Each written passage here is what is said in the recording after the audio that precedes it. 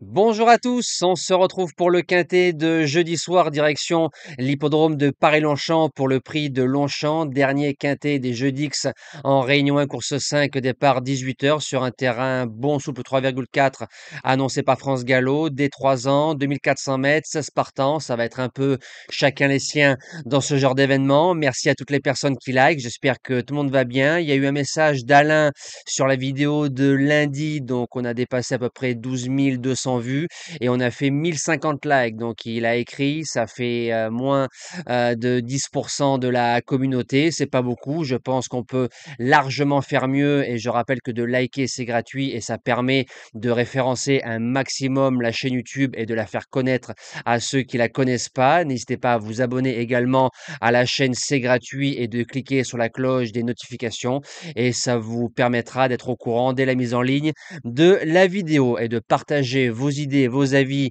sur le quintet en toute sérénité. On va retrouver les résultats de lundi, donc hier, concernant le quintet. On est premier, troisième, quatrième, cinquième. Course assez surprenante parce que ça n'a pas roulé. Les 3-4 rouleurs qui devaient aller devant, ils sont pas allés à part le gagnant. Bravo à Antonin André qui s'impose quasiment de bout en bout. Et vous vous rappelez ce que je vous ai dit, et là je vais vous le dire après le quintet. Depuis 2 saisons, je vous dis, la finale de Craon, c'est le tombeau du favori. Du favori, je parle, hein, du grand favori. Je pensais voir Hadès de Liton partir à 3 contre 1. Finalité, ça a été Hannibal Tuileries qui est parti à 3 euros, 3,50 € et il court encore. Course par course, dans l'ensemble correct à Craon. On n'a fait que les épreuves de trop et on fait un 3 sur 4 au niveau des objectifs. Allez, c'est parti pour la sélection de ce quintet de jeudi départ 18h. En base gagnante, le numéro 3, Flying Free, qui est 7e de son premier quintet plus avec des regrets. C'est un cheval qui fait entre 2100 et 2400 mètres, peut se monter près de la tête. Il est en 37,5 avec un bon parcours sur le devant de la course. C'est un cheval qui peut jouer la victoire et j'en fais ma base gagnante de ce quintet-là. En deuxième base, le bottom weight, le numéro 16, Always Time.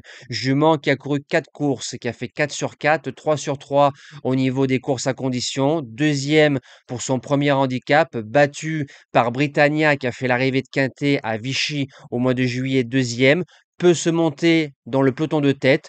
Pour un premier quintet, je suis confiant. Pour les chances, le numéro 2, Avant l'orage. Alors, autant son premier quintet, plein de promesses, j'ai bien aimé. Derrière, ça a été moins bien. Retrouve le jockey de son premier quintet qui est Malone Favrio. Alors, c'est vrai qu'il lui faut une course pour lui.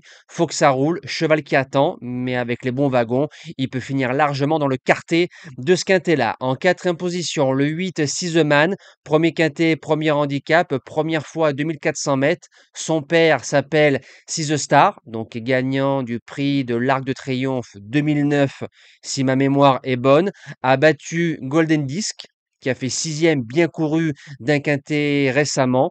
En 5 chevaux, il se garde sans problème. En cinquième position, le 11 Emerald Island. En général, l'entraîneur, monsieur Satoshi Kobayashi, n'engage rarement à la légère ses galopeurs au niveau des quintets.